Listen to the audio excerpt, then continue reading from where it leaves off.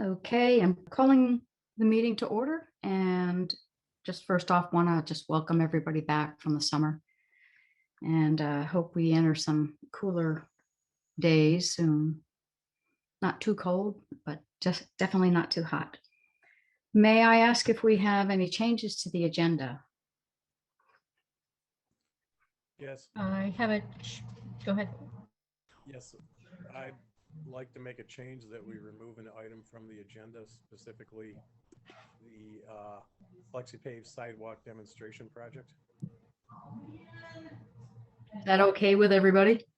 This is Jerry Lee. I prefer that we move it to the update section because I think we still need an update on this project. It was introduced in June. We got a brief update in July. I think rather than remove it from the agenda, it would be good to get an update now. Stephen, I would agree with that. It'd be helpful to move the whole topic along. Okay, I so think I would perhaps prefer everybody to be here, including Mariam, in order to continue the discussion. Is that possible? We have a quorum. It takes 3 council members to have a quorum so that we can move forward with town business. Councilmember Grande can review the recording of the meeting after the fact and get caught up so that we can continue to move forward with town business. all right, we have 2 people who want to move it to a different place. Phil, what do you want to do? I would see that what I'm thinking is it after thinking about this whole thing some more, I think that a demonstration may or may not necessarily be required, and therefore it may be superfluous to discuss this thing. So that was the reason I was thinking of striking it. If for some reason it was going to go forward, we could discuss it in October, but I think that it's without saying, I can't say too much because it becomes business sensitive, but I would say that it may be superfluous to have a demonstration. So that was the reason I was thinking of having it striking it, I should say.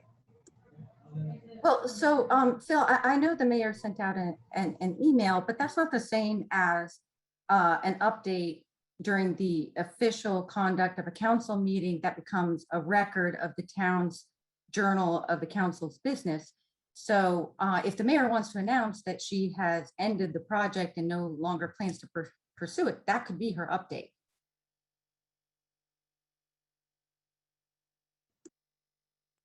Okay, fair enough. I will go with. Okay, well, wait, so I heard that there was 2 to remove it and 2 to take it off the agenda and allow time for the other council member to participate when he's back in town. I think all that we can say at this point, since it's 2 and 2, I'll just break this tie and have it removed from the agenda. Kaki, I Thank don't think you heard. I don't think you heard Phil. He was about to say something. No, I said fair enough. We can move it as an agenda item down to updates, and therefore it'll take care of that issue. So there we go. Okay, so where are we moving it to? We're good. This is the proposal. Town updates, right?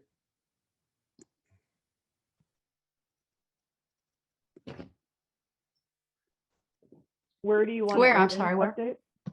Well, can we use it as town? Can we do it as town updates? I don't have anything to update. How about if you put the update under the Waverly and Oxford sidewalks? Kaki, with all due respect, you sent an email update to the town. That's not an official record, however, for the council business, which today's meeting is. So if you could provide the same update you provided via email right after the Waverly and Oxford sidewalk update, I think that would be a fitting location. Could be a 1-sentence update for the record. We're not having any discussion on this. So if you want to move it to Waverly and Oxford, Andrea will go ahead and do that. But to advise everybody, there's no discussion. Okay, so with that change, is there any other changes, or can we move to adopt this agenda with the amendment? Okay, I hear crickets. So the agenda is adopted as amended, which is really just the draft. Okay. Let's move on. Are there any changes to the council minutes?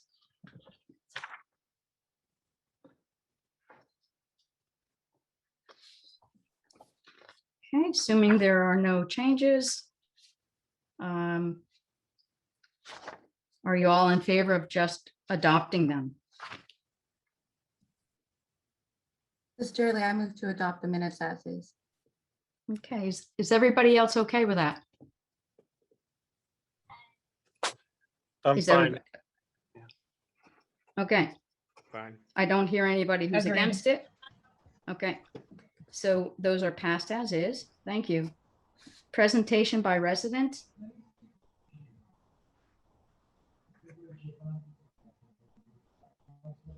Hey, Kaki, it's Donna Calajon. Can I just have about 2 minutes? Sure, Donna, go ahead. Great. Excuse me, there is we're hearing other voices in the background. If you could mute, that would be appreciated. Thank you. Apologies. Thanks.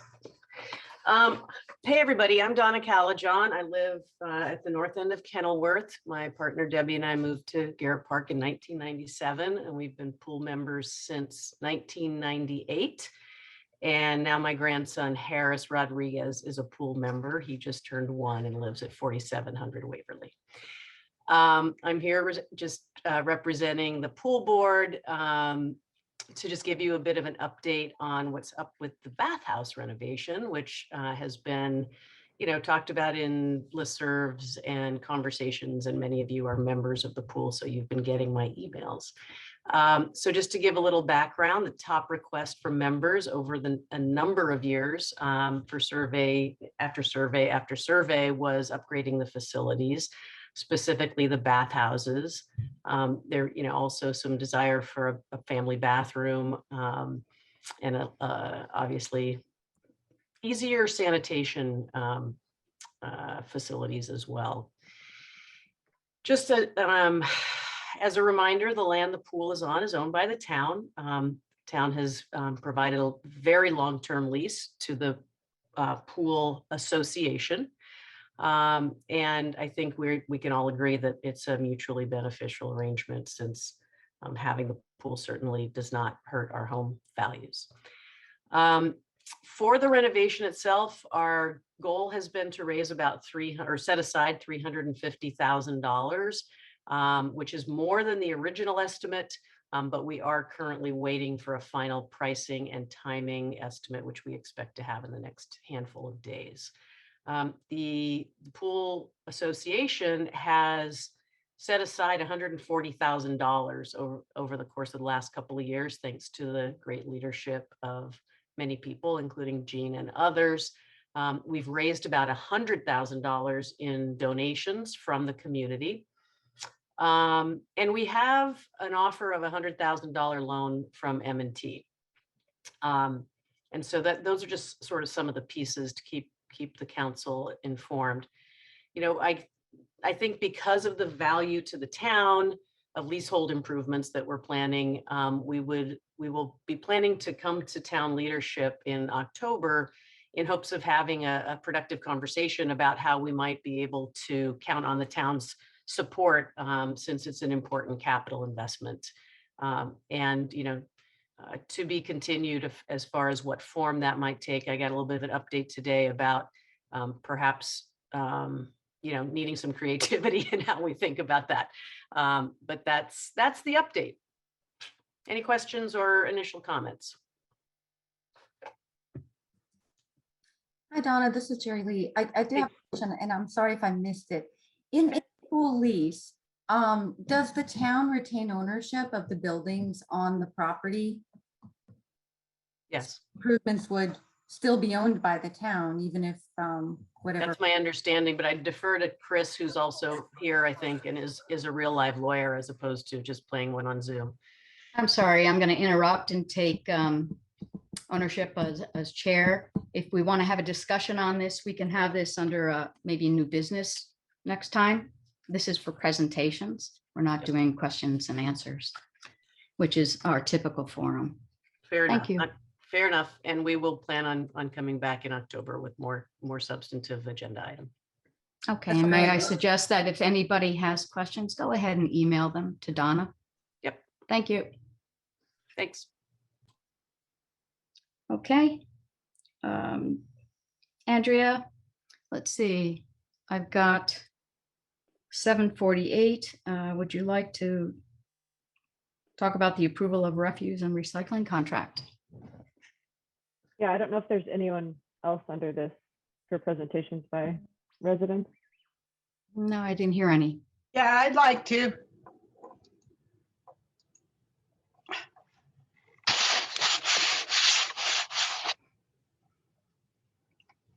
I'm sorry, who's calling? Barbara, Barbara, can you give Jackson. your last? Okay. And Sorry. address? 10922 Montrose Avenue. I can't figure out how, oh, all right. Anyway, I'm just concerned. I want to talk about Strathmore and the changes with this new development. And I know that's coming up as a topic, but you've only got 5 minutes allowed for it. So I was just wanting to say it's a major concern for me. Okay, Barbara, thank you. Yeah, there is going to be an update on that, and we can also direct you to more information if you haven't seen it already on the website, but by No, all I've means. seen it on the website. I Okay. talked to Jeff All right. Stryker the other Okay. day. Sure. Okay, we're going to And- get to that. We'll get to Okay. that in the updates, okay? Okay, thanks, Khaki. All right, bye-bye. Okay. If you would proceed, Andrea? Okay. So this is the item for, sorry, let me make a note here. The challenge of being the clerk and the manager. Give me just a second. This is for the approval of the refuse and recycling contract. So a little bit of background here is that the RFP for the refuse and recycling contract was posted on the town website and on eMaryland Marketplace for 5 weeks. The town office also contacted 5 vendors and asked them to consider submitting a proposal.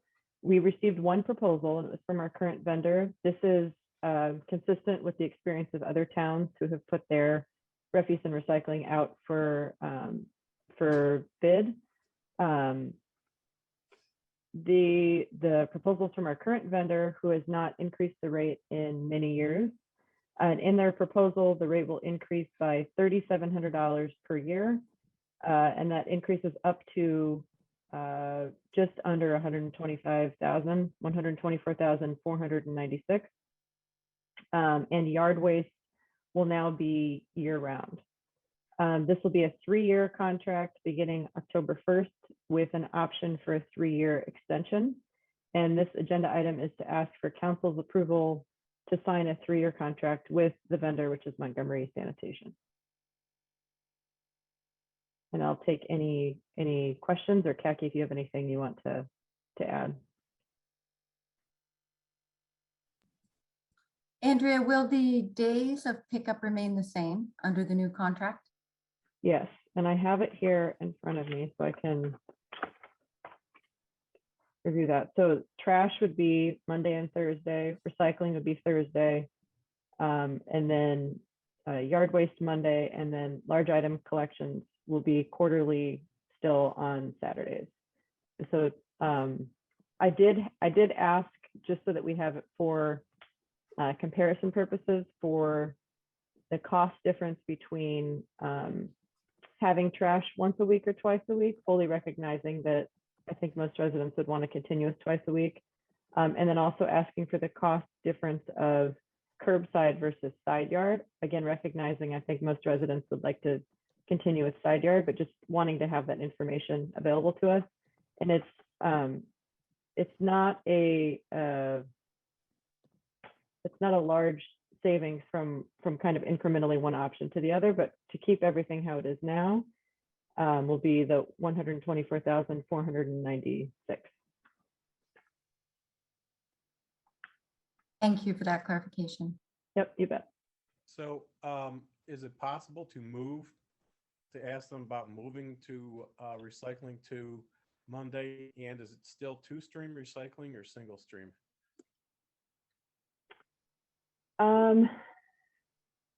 We can ask for about that recycling, but I don't think we're likely to have that change.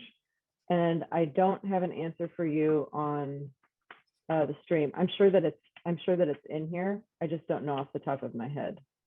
Elizabeth, I don't know if you know, if you would want to unmute, if you remember or not. So I can get back to you on that. Okay, great, thanks. Yep. Can you hear me? Yes. Okay, so we have asked previously about having recycling moved back to Monday. It's not a possibility. It has to stay at Thursday. So trash and yard waste, as Andrea said, and yard waste will now be year-round, not switching to monthly from November to March on Mondays, and trash and recycling on Thursdays. Is there another part to that question? Bill? Yeah, it was only about the two-stream versus single stream. A while ago, we had voted for two-stream recycling versus single stream, and I wasn't sure if We that- are dual stream, will remain dual stream. Okay, thanks.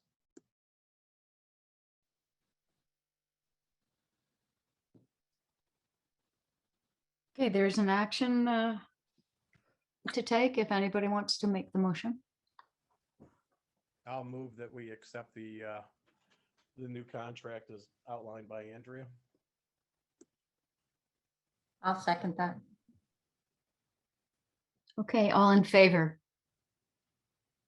Why don't we just go through it? We know Jerry Lee and Phil have made the motion. Stephen, are you there? Are you able to give a vote? I'm a yes. Okay, you. and Donna, are you there? Approved. Okay, all right, that's unanimous. Thank you.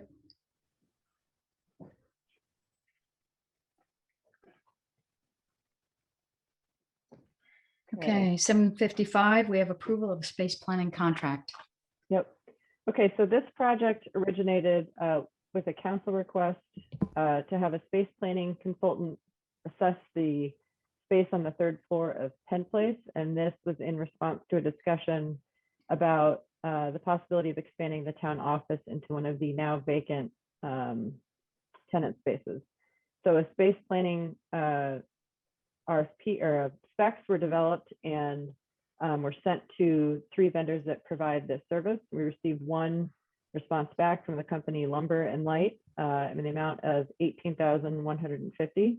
And so they'll assist the town office in evaluating current and anticipated space needs with regard to organizational structure, functional requirements, and workspace design.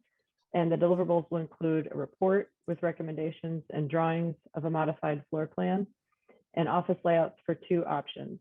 One that includes staying in the existing administrative offices and a second that expands into one or both of the former tenant offices. And they are aware that we're in a historic building and they're aware of both the formal requirements and the way that we would be in discussion with our own town historic preservation committee as well. So this agenda item is to ask for council's approval to sign a contract with Lumber and Light.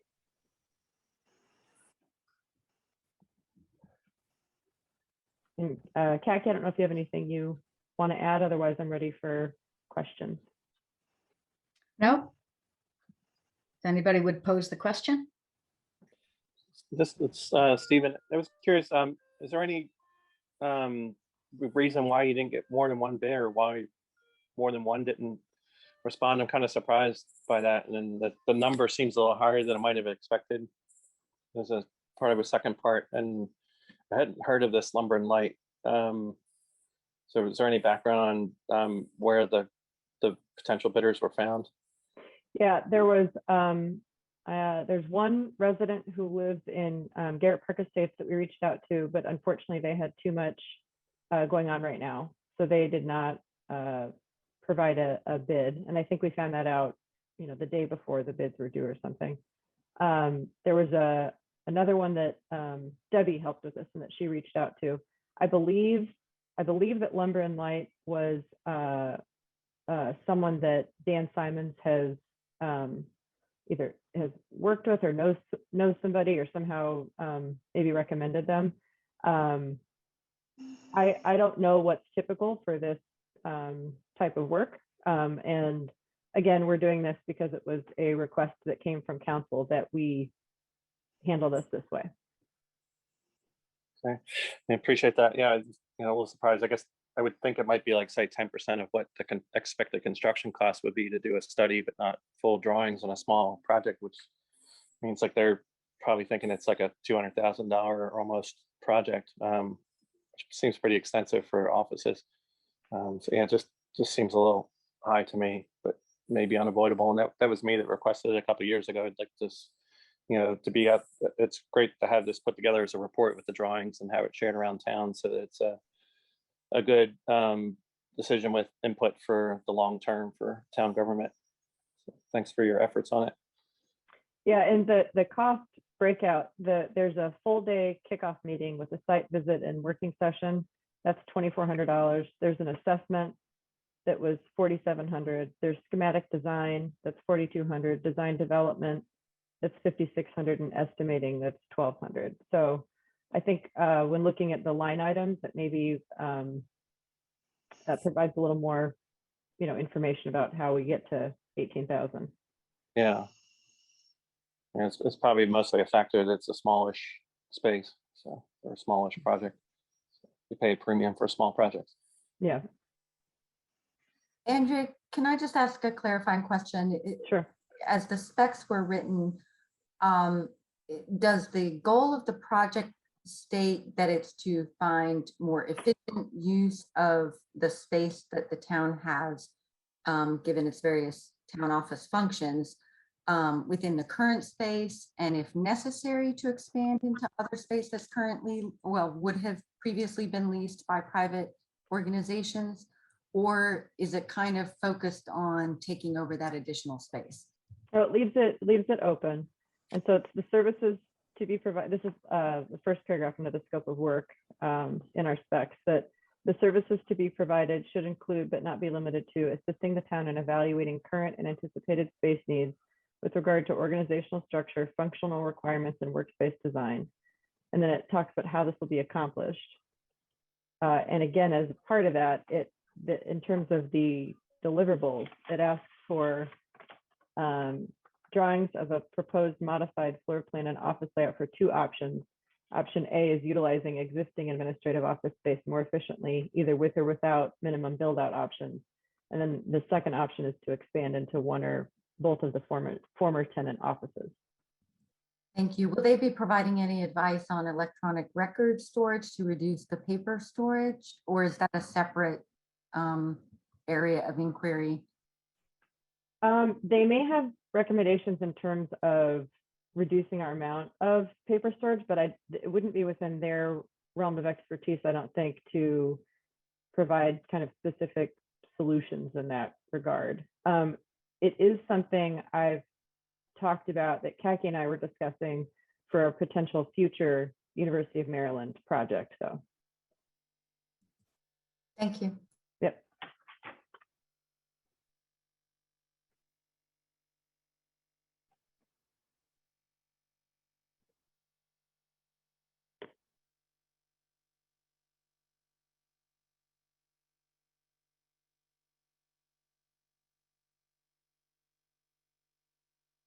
I don't know if there are any other questions.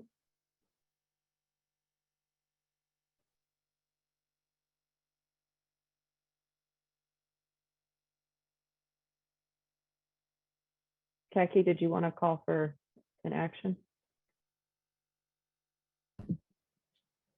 Is there anyone who wants to raise the question?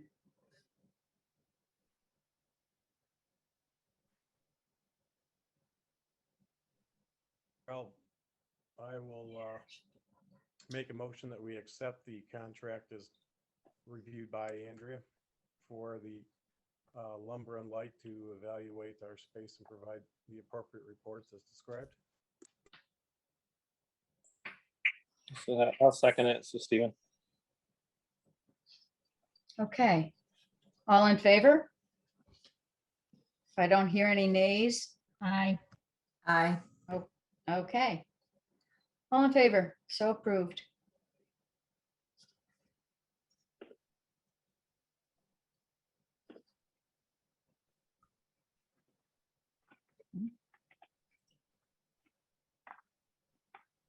Okay, Andrea, this part's for you under new business. It's 8:05, I mean, 8:03. Okay, gotcha. Thank you. Okay, so for Black Market outdoor dining, previously council had asked that if there was any extension of having the barriers, traffic barriers up that enable outdoor dining for Black Market Bistro, to bring that back to council for more discussion. So currently the barriers are rented through the end of October, and that's been the case since June when the barrier company and I agreed to that. The purpose of this discussion will be to help me to understand mayor and council's desire to keep the barriers for a longer time period, and if so, what are the conditions of that? If you want the barriers removed, or if there are other solutions that should be explored that I may need to bring back to the October council meeting. And one thing that I will mention, that I was reviewing our COVID reimbursement expenses today with a contractor we have helping us with those, and that we were reimbursed through November of 2020 from FEMA and the county on the barriers. And the guidance has changed over time. Certain things were not allowable, then became allowable. So that's why there was some sort of changing there between whether it was FEMA or the county reimbursing us. It's possible that from March of 2021 onward, that we may be able to pay for barriers using our ARPA funds, our Department of Treasury funds. It's something I would need to look into with more detail, but just wanted to give that as context too, in case there's a question on that. Otherwise, I would turn it over to council so that I can get some direction from you. Bill, and I see we've got representatives from Black Market on, and I would like to ask, how long do they anticipate needing this? Will it go through the winter, or is there a time that we could consider reopening the road? What's the prognosis? Hi, it's Barbara Black and Shanna Dickerson, and thank you so much for let us joining your discussion this evening. We've been a part of the community for close to 20 years, and we really want to thank you so much for your patience and help navigating through this difficult time. Right now, it's still up in the air because protocol keeps continuously changing. And I wish that, I feel like every 3 weeks we get a better idea of what we're going to be looking for and anticipating in the next couple of months. Our goal right now is just for everyone on the council to have an open mind with regard to how the future goes. I feel presently we have the barriers until the end of October. Is that correct? That's why we wanted to become part of the discussion, to find out what the town's thoughts are, the needs. I know, as a citizen, it creates a need to have that traffic pattern back to the original way. So we really want to thank you all for helping us and supporting us in that way, because it's been a really big help, and it's made our customers very comfortable that's what we're running into right now, that a lot of the customers that are coming into the restaurant are having, really preferring the outdoor dining at this time. It's all about their comfortability right now. Our guests are concerned, which we all are. And we just want to make them as comfortable as possible. And the outdoor dining has been a great help for us. And we would like to keep it as long as possible. Even once it gets cold, we do have, we have heaters, things like that we can accommodate. But I think it's great for the community. People are supportive of us being there. I understand it's a little bit, of an inconvenience to have a one-way, do not enter, one-way going in and out, but I think that people really respond and guests want us to keep it. So, if we can keep it as long as possible, we would greatly appreciate it. And we can make adjustments and we can negotiate things like that if it helps. And hopefully we'll be moving in a different direction as the coming weeks approach. Everything is so uncertain for everybody right now. So, week by week, everything is different. We are seeing a decline in indoor dining business in the restaurant. People are just trying to stay safe. Kids are back in school. There's a lot of outbreaks and people are just not feeling as comfortable being indoors. So it's just one of those situations where, whatever support that we can get and whatever we can negotiate is, we are open. That's why we want to have this discussion. So yeah, let us know your thoughts. I have a couple of questions. Mhm. Do you remember approximately when you closed outdoor dining last fall? Like when did it get too cold to continue serving outdoors? We stopped outdoor dining around the end of the year. So, approximately, I would say The holidays, holidays. end of December. Once it started snowing, we somewhat closed it. So we still had our tables outside. And if people were willing to sit outside, our heaters were always available and people still wanted to sit outside. We actually never really closed it, to be honest. It was open all year.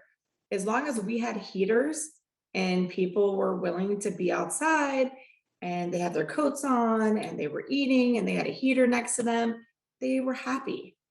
And the So, weather and the weather, as long as the weather was permitting, it was fine. So we really didn't close it for maybe end of December, early January, and that was about it. So it was only closed for about a month. I was also wondering if anyone looked into the cost of removing the barriers for the period that you couldn't serve outdoors and then reinstalling them. And then the other question I have is whether anyone has looked into what it would cost to install something more attractive that wouldn't have such a public safety outer visage for everyone. I can take that one. So for the barriers, the having them picked up won't cost anything. There may be a minimal cost with having them reinstalled.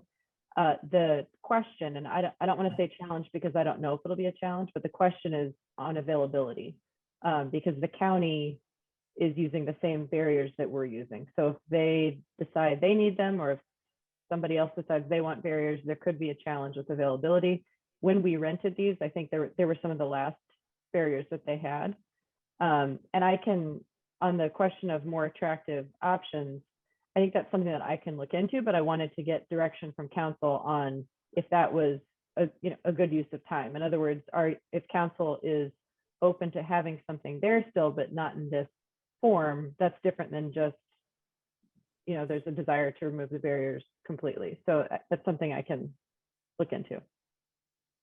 One final question from me is whether, Andrea, you and the town office staff or anybody have looked at whether there's anything else we can do, maybe some additional signage, because I have noticed that cars coming from the Penn Place area, I'm not sure whether, I guess it's up Argyle, do travel a little bit at a higher speed, and there's just more traffic there, right? Because you only have one option of flow.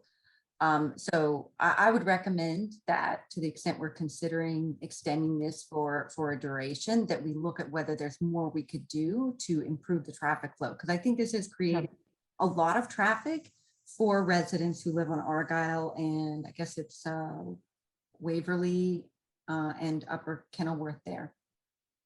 Like wayfinding signs, like pointing people towards Strathmore, that sort of Right, thing. and reminding them of speed and the fact that this is a residential neighborhood.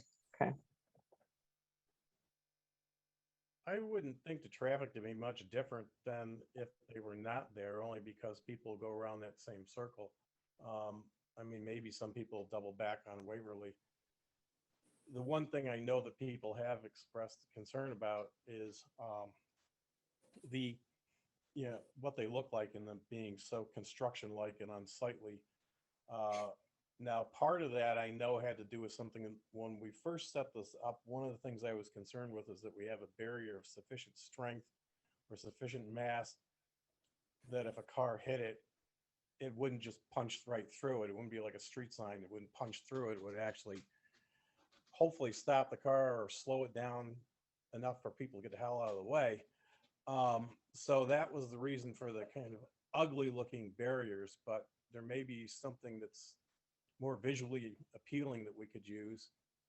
Or I guess we could consider looking into the cost of possibly dropping some bollards or something in there that could be picked up and dropped down at will. And if we did that, then I guess the next question is how much of a burden would it be to, say, remove the seating for periods of time and put it back again? That's certainly a possibility. Mhm. It's just a matter of finding storage because because of the number of tables. That would be the only issue, and it would just be a matter of semantics and getting a. It just wouldn't be something that we could take down and pick up on a daily basis. You know what I mean? We can't do stuff like that. So it's just, I mean, and we can't move where it is, but I mean, the barriers, they're an eyesore. I'm not going to disagree with that. They are, but it's what was available. Andrea knows it was what was available at the time. And we were in a different time, but we're kind of still in the same time right now.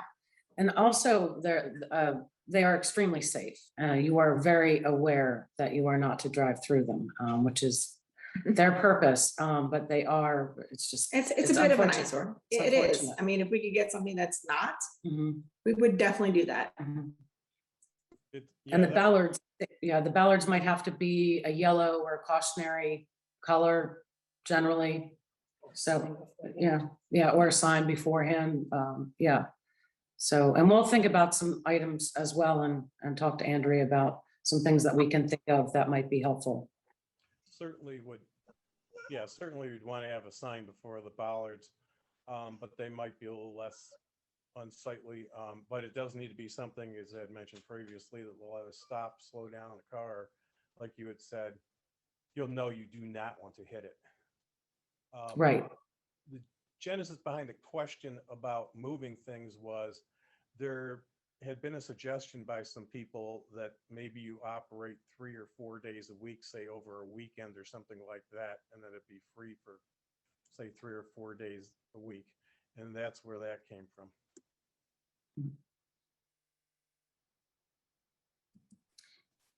This is Shirley, the concern I would have about that is, I think it might be more of a safety concern if it changes and people don't know what to expect from week to week. I agree. I think that the way it is right now, I mean, physically, we can't just take tables up and pull them back. I mean, we are closed Mondays and Tuesdays, and I realize, but I mean, I think most, residents in the neighborhood, they know what's going on, and they know, I mean, they've been very supportive. I mean, I know in the beginning, it took a lot to get used to, but so did other things. I mean, we're not living in the same times, so it's just, I mean, we would like to keep this as long as possible, but it is completely up to you.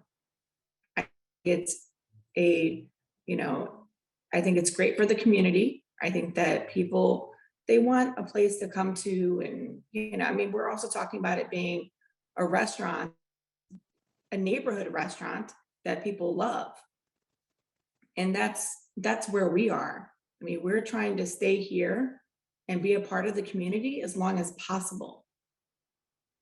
And we just want the support to be able to do that.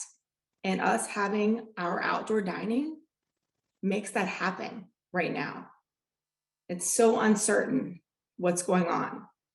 And I mean, obviously it's not our decision, but we will work with all of you as much as we can, and we will make adjustments if need be.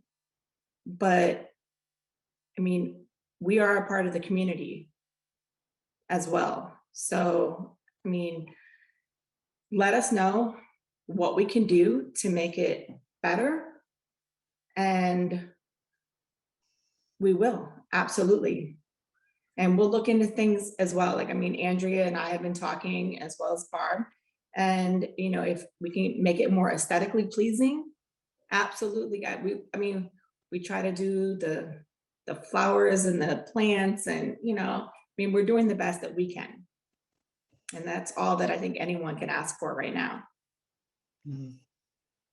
This is Stephen Piskowski. But just make sure I'm on the right page here. It sounds like everything's going to stay as it is until Halloween, and then it's just a question of what happens beyond that. So my thing is, it may be good to kind of like digest all this and have a chance for people to kind of noodle it. What would be, the post October 31st, if anything, on it. And I would like a chance to noodle it myself. I do this stuff for a living. I work on hotel and restaurant master planning. So it might be that, we get some ideas that maybe work for this. And even in that field, we're kind of expecting that after, even after COVID is totally nipped, that a lot of people have found new love for kind of outdoor dining. We're expecting it to kind of like stay longer. I'm not sure if you're expecting the same thing with the standalone restaurants, but I would think it would be happening that way. That it could be years that people are really looking for extra outdoor dining. So just a thought. Thank you. Hi, this is Don. Can I jump in? Is that okay? This is Donna Dobosh. I appreciate your words and thoughts on being part of the community and having feedback that is positive and a boost to the neighborhood. I was wondering, however, if there was ever a consideration or thought to reconsider where the tables are to begin with. And whether or not that is the only place that has been considered, or there's been consideration of putting the tables, for instance, up on the curb, in the grass, or in other locations so that the road isn't blocked. While I do appreciate that it's a great benefit to the restaurant and partially to the town, but in essence, I get feedback that is still in the bit of frustration that we have to, that townsfolk have to go around, even if they don't live on that side of town. So I was just wondering if it was a thought as to having an alternate space that tables could be put, if this is in fact the way restaurants go from now on. Thank you.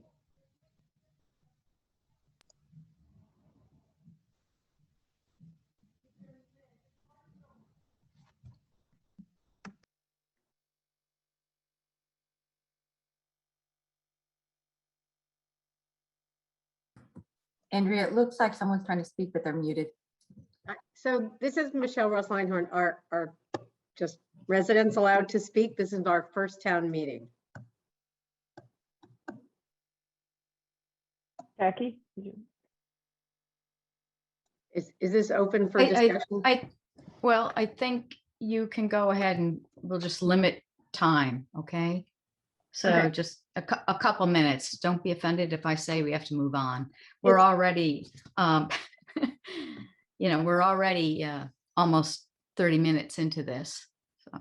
Okay, just very quickly. I just wanted to say that my husband Malcolm and I live at 4700 Waverly.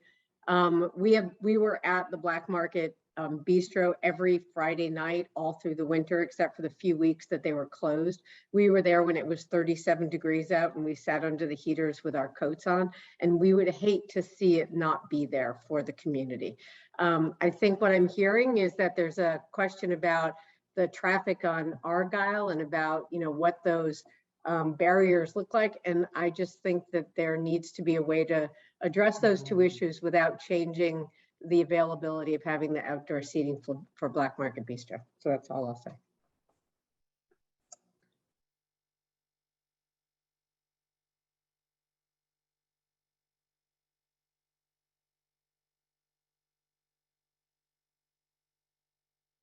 So this is Phil again. Have we investigated the possibility of trying to widen that one pedestrian lane to be able to keep maybe one lane open for traffic?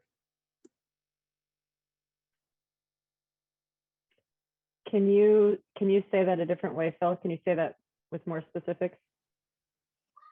So right now we've got approximately a 4-foot wide pedestrian walkway that runs up the side of the dining area. And the question is, could we widen that somewhat, well, a bunch, to allow a single lane of traffic through there? Because that may take care of some of the issues. It would be one way then? Yeah, it'd have to be one way. Yeah. Unless it's possible to sign it like a one-way bridge where you just have to be aware and go through. Maybe asking for trouble, but maybe possible. My only thought is if there are people dining right next to it, this is Donna, by the way, if people are dining next to it, I wonder if it could be a possible safety hazard, which I think you're alluding to. It's occurring a lot downtown, but granted, we're not downtown. But I was wondering a similar thing to Phil, maybe, and maybe if it's experimented with in November, where there's less demand for outdoor seating or less seating overall than say September, might be a time to see it. Maybe using half the street could work. My biggest concern would be customers and citizen safety. Just with the wide age group between small children and handicap issues, that would be my safety would be the number one concern at that point. And it would have to be looked into pretty seriously about how that would be structured.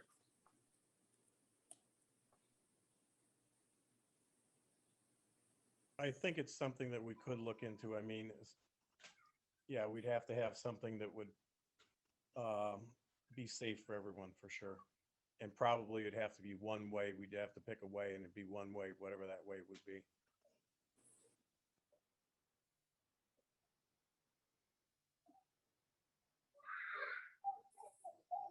I guess at this point. Andrea, are you looking at the chat box? I'm not sure if that's a part of the discussion. I'm taking minutes, so I'm not doing a lot with the chat box. Yeah. Just to call attention to it, it says, you know, is Black Market paying for the rent on the street? And another individual was saying that the out-of-town individuals who park on Waverly end up making a Y to go back the way they came rather than going around around the post office. So it creates a bit of problems on Waverly to be considered. And in fact, I personally have seen police officers turn around and go backwards up the hill past the post office. No, Black Market is not paying rent for the street. And okay, noted for the traffic flow. Thank you. Mm-hmm.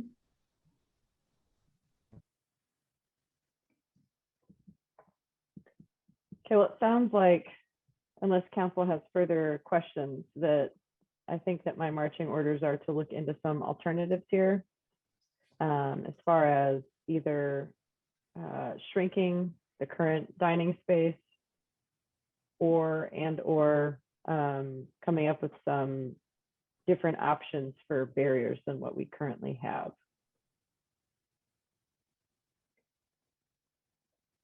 Yeah, So that's. Thanks, Andrea. I would Yes. say.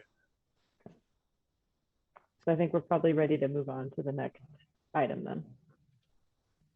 Agreed. Thank you. Okay, thanks, Andrea. Okay, it's just about 8:29, and it looks like Steve and Jerry Lee are up for historic preservation and tree protection. Just very, Would one of you want to start? sure. I think Steve and I spoke ahead of time and it's agreed I would very quickly provide the update. We just wanted to mention that the town recently applied for a historic area work permit to remove some relatively large trees neighboring the town hall building, and received approval for that. And we thought this was a good opportunity to remind folks that trees of a certain size do need to be, if they're going to be removed or are under consideration for removal, if they are within a certain distance of a historic building in town or within the historic district, that does require a county level area work permit, which also requires review by the town's historic preservation committee in advance, and that also gets shared with the Arboretum committee. So we just thought we would, these trees, Andrea could give more detail, were actually in a poor condition and were diseased, and so it was a necessary removal, and the arborist did review them and provide a certification to that before the approval was given to remove them. But we thought it was a good opportunity to remind people of this requirement, and they can get more information from the town's website. Basically, it applies if your town is on the historic master plan with the county and or one of the individual, or that includes individual properties like Jerry Lee's. That any tree, if it meets that criteria, has to go for a historic work permit. But if you're not in that zone, private property trees are your discretion. The town trees on the town right away are the Arboretum committee.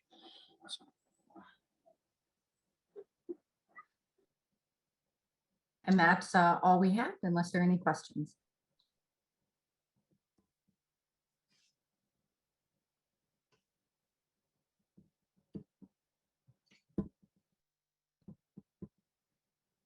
Okay, thank you. Looks like my update is next. It's about 8:31.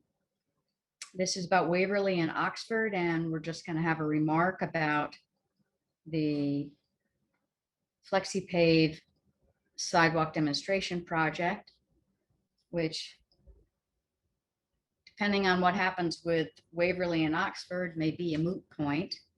And for now, we are not endeavoring to install anything.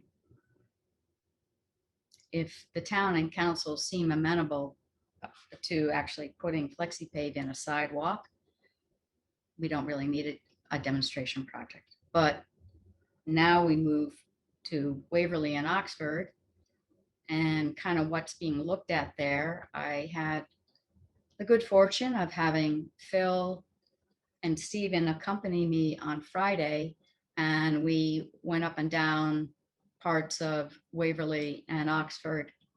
So Phil and Stephen, if you want to add anything to this.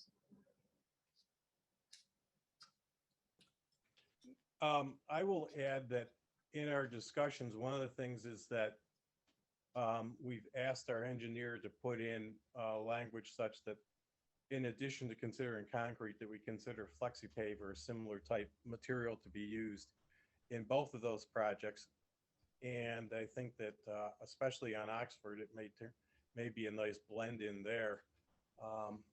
Waverly, they've got some products available that would work out well, I think also, and it would help save us with stormwater mitigation.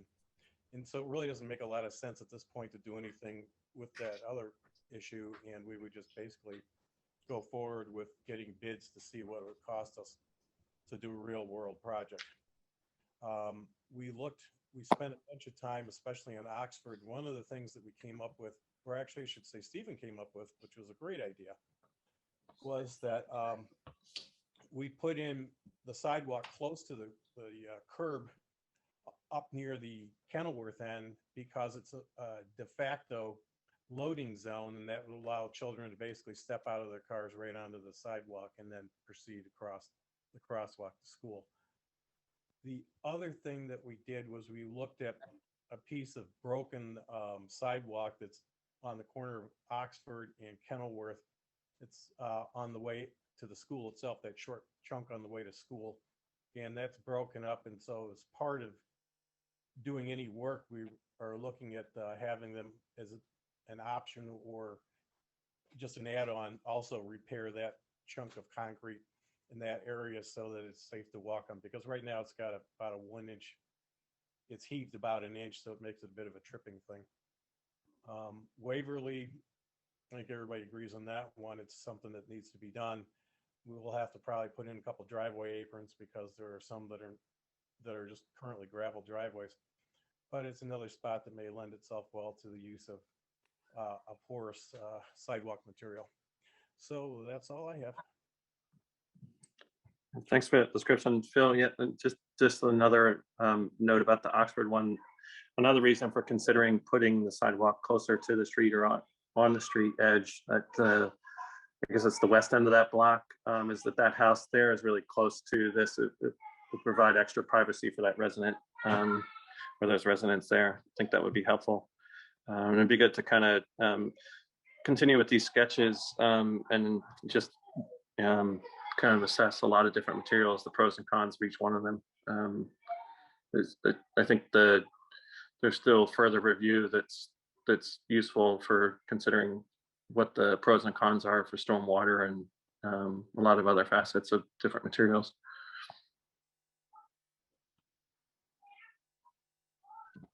Thanks, Stephen and Phil. I might also add that we also asked our civil engineer to spec out for the vertical curb along both streets. Oxford currently has a lot of the asphalt.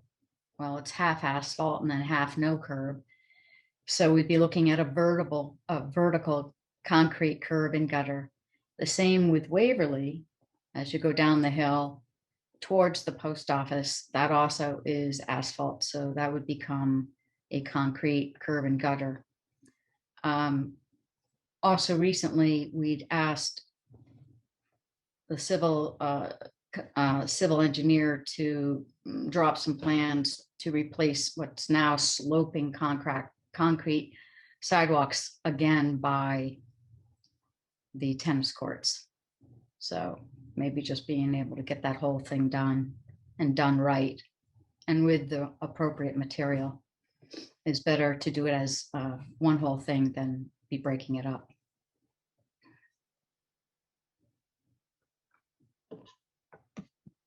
Yep, thank you. I forgot about that chunk, but along Waverly Penn Place up to the tennis courts.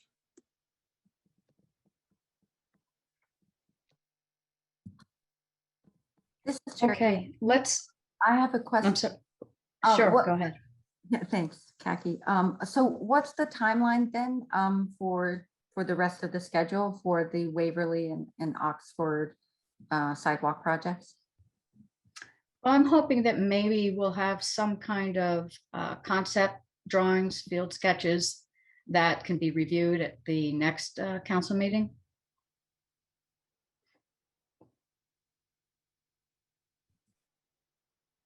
Thank you. That'd be great. Let's have it reviewable at the next meeting and have it posted so residents can see what's up there. It'd be great to have a dialogue about, again, about like the pros and cons of various techniques, because these sidewalks are going to last for decades. So we want to do it right. Sure. The one thing that we can't really make public would be the engineer's expert opinion on estimated cost. That would have to be just within the council members. For sure. And I think you'll want to know what that is. Yeah. Before any final decision is made. Okay.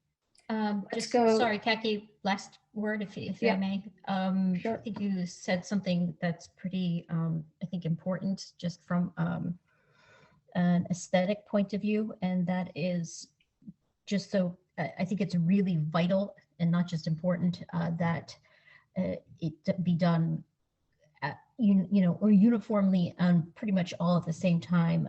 This patchwork of different types and different types of materials and structures of sidewalk is quite, I would say, sloppy. And I think our town deserves better than that. Okay. Duly noted. Thank you. Okay. Let's go. It's now almost 8:40. And let's go to town updates. Phil, do you have anything to update us on stormwater? So try and keep this quick here. Basically, we've got a contractor lined up to begin phase 1 of the Rokeby, or phase 2, I'm sorry, of the Rokeby work along behind a couple of the houses there to realign the stream bed and make things a little better there. Phase 3 is the bridge that's across, that goes across that, or pipe that goes across there. And I would like to be able to present some drawings at the next meeting and see if we can't get approval to take care of that. And I'm going to suggest a bridge, but I mean, a pipe could be used also.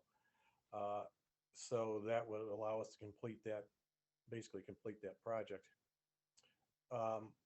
One big revelation that came out while we were, while Andrea, I should say, was researching some stuff with regard to water problems at the Osick property, was that the county may be responsible for maintaining the drainage, the storm drainage within the town of Garrett Park. It appears that way. We have heard some discussions on that, but we're awaiting formal word as to exactly if that's true and to what extent. And this comes from the fact that we've been paying a tax, a small tax, since 2013 for stormwater management, and that money goes to the county with the idea that the county would in turn maintain the stormwater drainage. We were unaware of it until Andrea came up with that. And so now what we're waiting for is official confirmation and also talking with the county attorney to see exactly what, if any, constraints there are. So you should see, hopefully by next month, we should have some additional updates on that. And that will in turn drive how we'll handle our stormwater projects going forward. So for right now, I don't really have much else except to say that we have been looking into the Osick property and will continue to do so, and also work with the, find out what's going on with the county and if the county is going to be doing this work for us.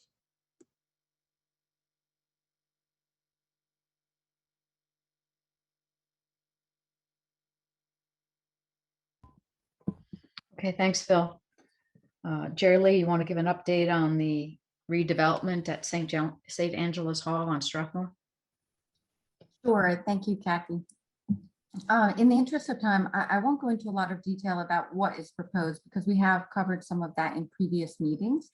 I want to thank the town office staff They've been making sure to distribute via the town forum email listserv, as well as the town website on the community notices page, information as it becomes available about the Strathmore Avenue development, and also the Strathmore Square redevelopment, which is right up against the metro space at Grosvenor.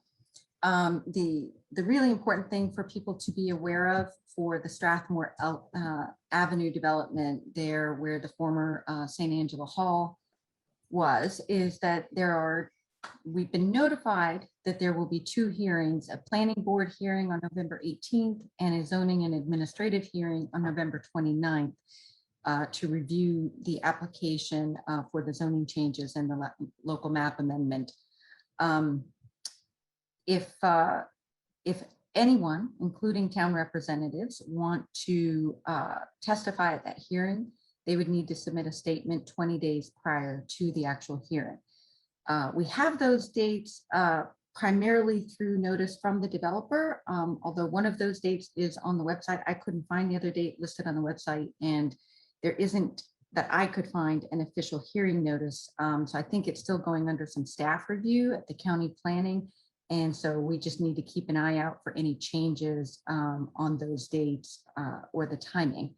But I do think that we as a town need to consider whether we want to provide any testimony officially as a town. Any resident is also welcome to provide a statement or to testify at the hearing on their own. The link to a pretty useful brochure about the process is on the town's website. And after this meeting, we'll make sure that there are a few more links on the town website so that people can more easily find the exact plans that have been posted. If you were to Google E-Plans Montgomery County H143, they do come up pretty easily, but we'll make sure that that link gets posted. And I think there is a lot of interest in how it's going to affect traffic.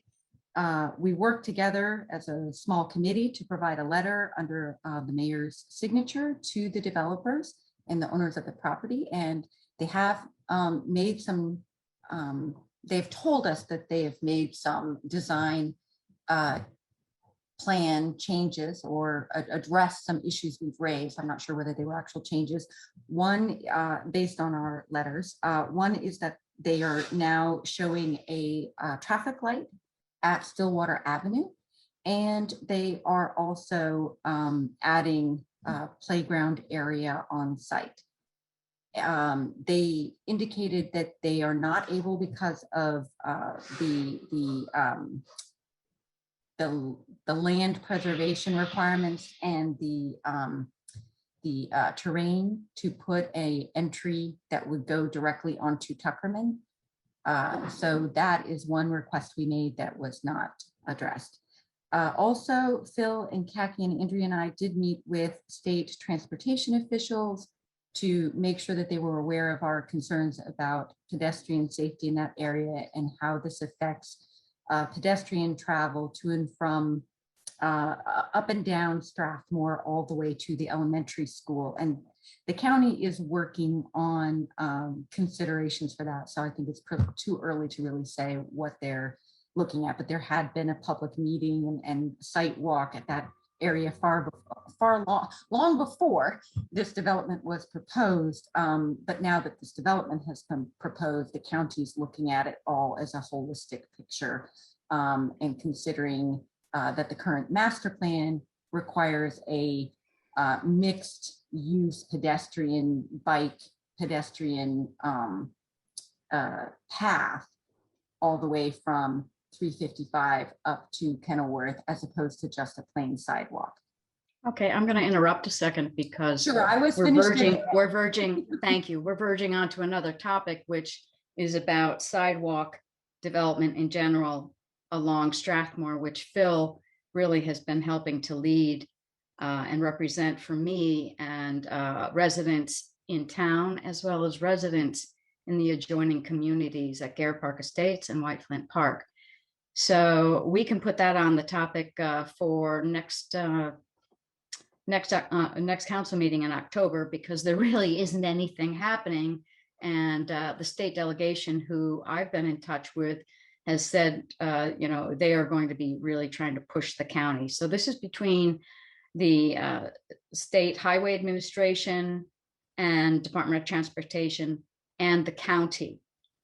And the delegation for the Maryland State delegation are heavily involved. So we can address that in October. Thank you. So just one final thing, if there are residents who want the town to consider any further comments in any statement or testimony that the town might submit, please send an email to the town office, copy me, copy the mayor. We'd appreciate your input. I would, if you don't mind, like to make a quick comment to say one point that Jerry Lee brought up, but may not have been emphasized, is that they're looking at this combination use path, which would expand the sidewalk from say 4 feet to a path, an asphalt path that would be 10 feet wide. And the county's claiming that under their master plan, they have to do this and there's no way around it. And one of the things all of us are doing as a group, Jerry Lee, Khaki, myself, is we're all trying to work with these guys to figure out how to put it back to being a sidewalk. Okay, I got to interrupt because we're really veering off onto a different topic.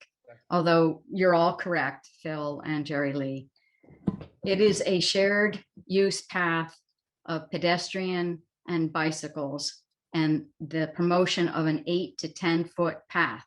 However, whatever happens at EYA happens up by the west end of Strathmore. The rest of this is going to also involve the Archdiocese. So as much as we can file letters and make representation, the rest of this sidewalk along Strathmore is not as much in our hands. That said, I would love to have this brought up in October because that part does not have any deadline, as does the EYA rezoning and planning development. So now, if it's okay, I'd like to move on. And Stephen, if you have a few minutes to talk about the town hall, we are already at 10 of 9. It'll take less than a minute. So I forced myself to take a little bit of a summer break. Debbie and I were making good headway on putting together RFP, but we need to finish it up in the next month or so to get that RFP out. So the goal will be to get consultants to, and I talked about this previous meeting, the goal will be to get consultants to put together a program and multiple designs that would be useful for town meetings to present it to the town and figure out the best path forward for everyone.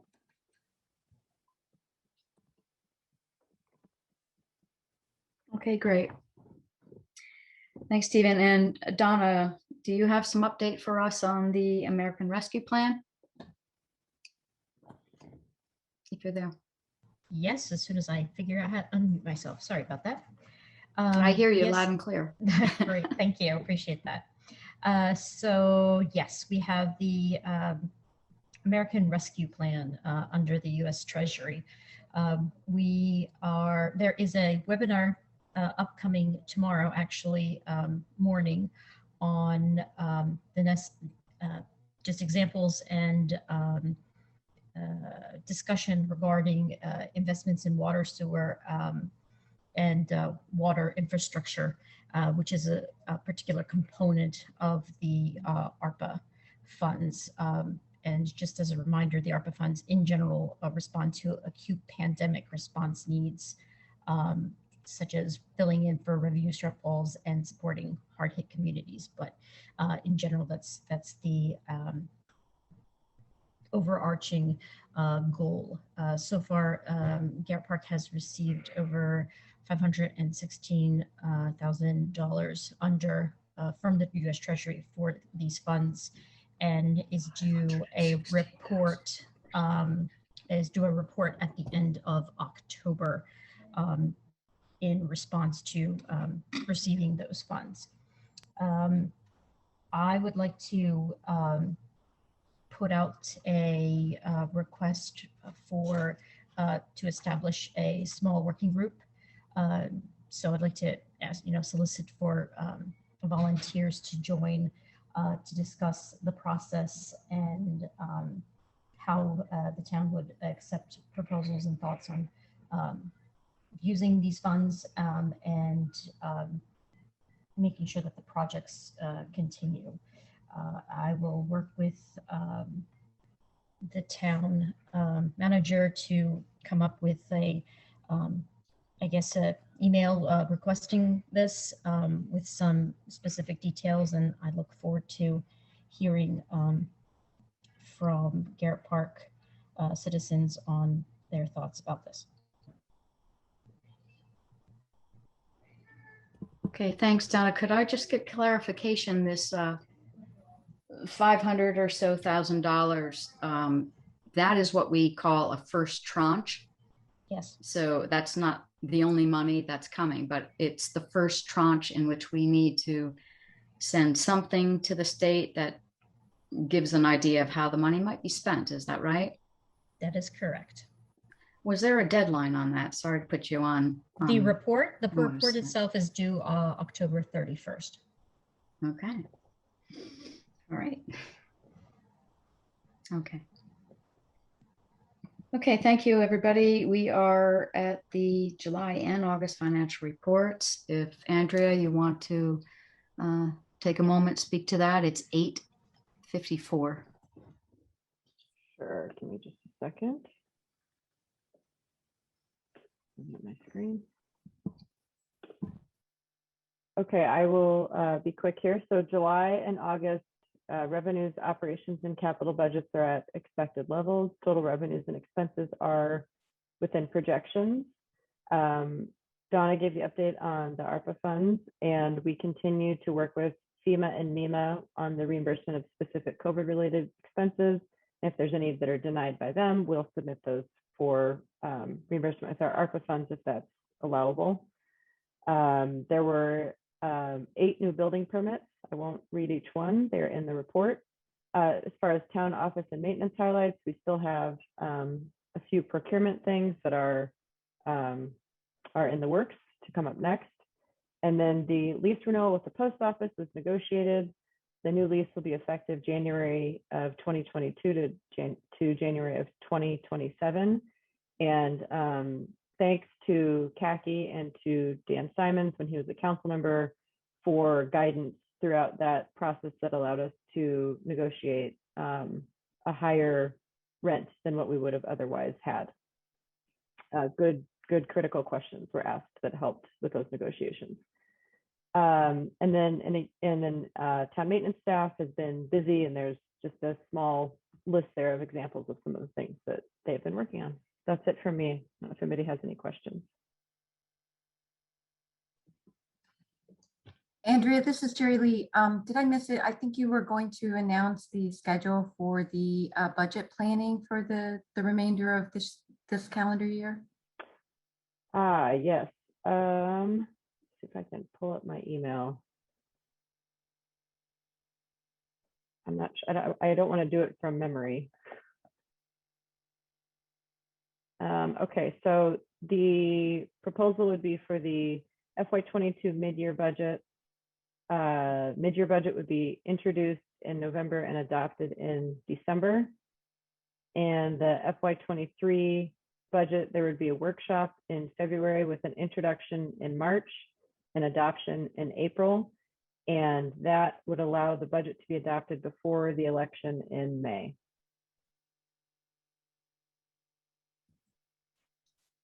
Thank you for updating that schedule. I think it's great that we'll be 1 month ahead of where we've been in previous years with that schedule. Yep, you bet.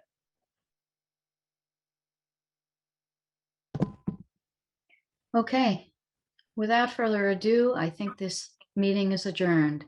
Andrea, it's 8:57. Thank you, everybody. Have a good night.